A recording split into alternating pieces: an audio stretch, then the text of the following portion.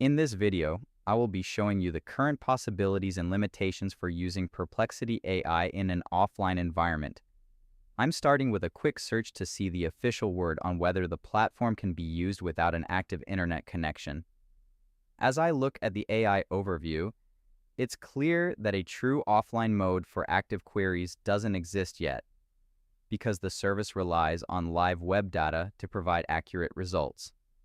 I'm highlighting the primary limitations here, starting with the fact that you cannot conduct an active search or receive updated answers without being online. However, as I move down to the workarounds, you can see that cached data access is an option. This means I can often view threads that were already opened in my browser or app before the connection was lost.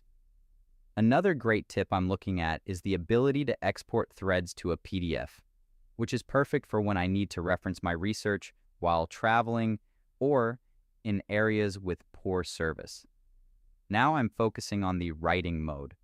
By toggling the web feature off at the start of a new thread, I can prompt the AI to use its internal knowledge rather than searching the live internet. Even with this mode, I still need an initial connection just to reach the AI model. Finally, I'm navigating over to the Help Center to show you the specific steps for generating responses without external sources. To do this, I simply start a new thread and toggle the web option to off.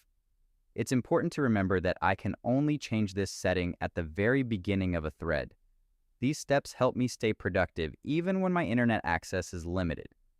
If you found this walkthrough helpful, please consider liking the video and subscribing for more quick tips and tutorials.